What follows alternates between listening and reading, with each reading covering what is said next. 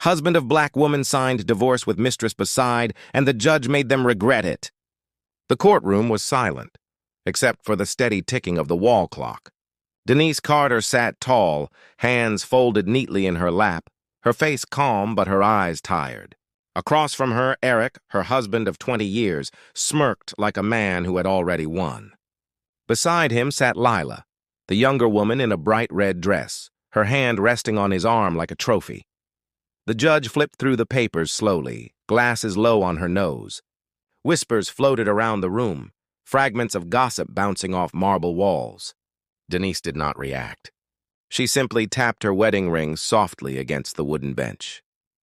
Once, twice, 3 times. Lila leaned closer to Eric and whispered, "She doesn't even look angry." He chuckled quietly. "Because she knows it's over."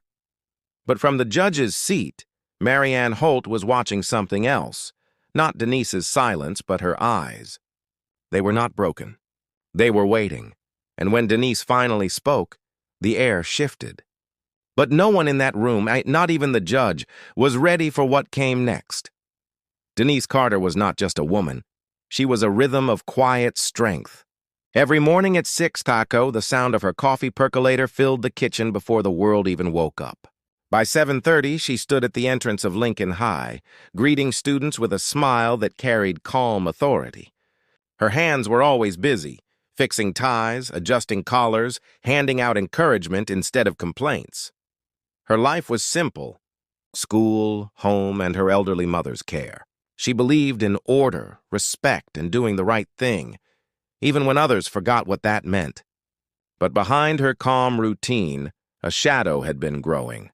Eric Carter, once the man who brought her flowers between classes, now lived on phone calls and lies. As his real estate empire grew, so did his distance. He became sharper, louder, more absent.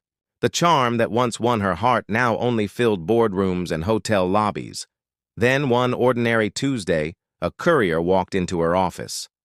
A white envelope, a legal notice, a divorce filing, served at her workplace, in front of the staff who respected her most. She did not cry. She simply took a long breath and said, "Thank you." Now in the courtroom, Eric's smirk had replaced his apology. He called her cold, accused her of being married to her job. Lila giggled beside him, painted lips, crossed legs, dripping arrogance. Denise's silence unnerved them. The judge watched closely, a flicker of curiosity behind her glasses. Then Judge Holt leaned forward, her tone deceptively calm. "Mrs. Carter," she said, "before we proceed, I need to ask one question." But when the judge asked that question, the truth began to crack through the silence. Eric leaned back in his chair, a smug half-smile playing on his lips. "Your Honor," he began, "I tried everything. But she did nothing for this marriage.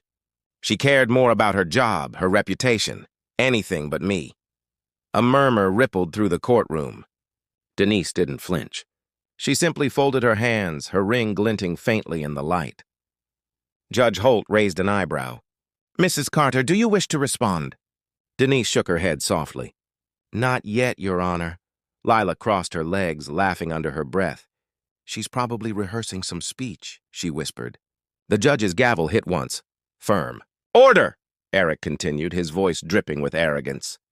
"I just want what's fair." "Half of everything. I built my company while she was busy playing principal." The judge tilted her head, eyes narrowing slightly. "And your startup, Carter Investments? Who financed its beginning?" Eric smirked. "I did. Every dollar." For the first time, Denise spoke. Her voice was calm, measured, the kind of tone that made students listen. "Your Honor," she said, opening a worn leather folder, "if it pleases the court, I'd like to show where those dollars came from." She laid out the documents one by one. Each sheet bore her signature. Each check, her handwriting. Gasps broke the silence. "These," she said quietly, "are the transfers from my personal savings. I believed in my husband's dream when no bank would. I even mortgaged my home to cover his debt after his last mistake." Lila's smirk vanished. Eric's hands froze. The judge leaned forward. "Debt?" Denise nodded. the one he owed after his first affair. He promised it would never happen again. The courtroom buzzed. Whispers, disbelief, shame. Denise closed the folder gently as though sealing the past itself. She looked directly at her husband. "You once said I brought nothing to this marriage." "Maybe that's true, except for the roof over your head and the name you built your fortune on. What would you do if you were there?" "Stay silent or let the truth burn the room." Eric's face turned pale. The judge adjusted her glasses, her tone sharp now. "Mr. Carter," she said, voice cold and steady, "do you wish to amend your statement before I proceed?" The gavel hadn't even dropped yet, but Eric already looked like a man who'd lost everything. Eric's face turned red. This is not what it looks like," he stammered, flipping through the papers Denise had just presented. "She's twisting things, Your Honor. Judge Holt raised her hand. The room went still. "Mr. Carter," she said evenly, "I reviewed your financial records last night. Every document, every account. And your wife's name appears on every single major asset. From your company to your home." Eric blinked. His mouth opened, then closed again. The judge continued, her tone firm but deliberate.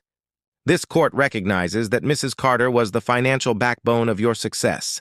Without her, there would have been no Carter investments." Lila shifted uncomfortably in her seat. The judge turned her sharp gaze toward her. "And you, Miss Monroe, you might want to read before you sign. This," she lifted a stapled sheet, "is your signed prenuptial agreement. You waived all claims to his wealth." The sound of paper hitting the bench cracked through the courtroom like thunder. Silence followed. Only the faint hum of the air conditioner could be heard. Lila's painted confidence vanished. Eric slumped into his chair, shoulders heavy. He looked at Denise for the first time. Really looked at her. But she didn't look back. Denise exhaled slowly, her shoulders softening. For the first time in years, her breath felt free, not heavy, not measured, just free. The judge's voice echoed once more. "Sometimes justice is not about punishment, Mr. Carter. It's about remembrance of who truly built what you tried to destroy. Share this if you still believe truth always finds its voice, no matter how long it stays silent." Then, Judge Holt stood, setting her gavel aside. Her eyes met Denise's. And then the judge spoke again, words so unexpected even Denise froze. The courtroom stayed silent as Judge Holt straightened her robe.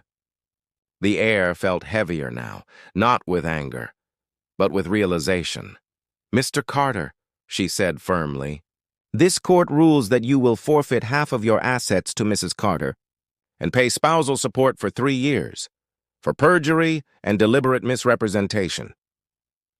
The gavel hit once. The sound echoed like justice itself. Eric's head dropped. Lila let out a frustrated groan, whispering, "This is ridiculous!" The judge turned to her sharply. "Miss Monroe, you may leave the courtroom if you cannot respect its dignity." Lila stormed out, heels clacking against the marble floor. Eric stayed seated, unable to meet Denise's eyes. But before Denise could stand, Judge Holt removed her glasses and spoke softly. "Mrs. Carter, please remain seated. I'd like to say something. On record." The crowd stilled again.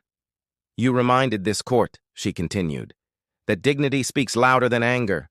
That silence, when anchored in truth, can be the strongest voice in any room." Her tone softened further. "You did not just defend yourself.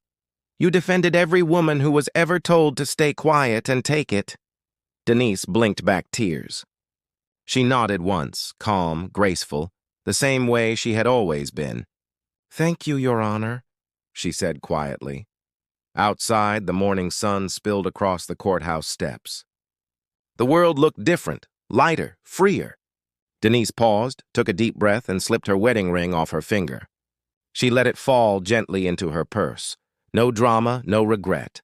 A young woman walking past whispered, "Ma'am, you handled that beautifully." Denise smiled faintly. "No," she replied.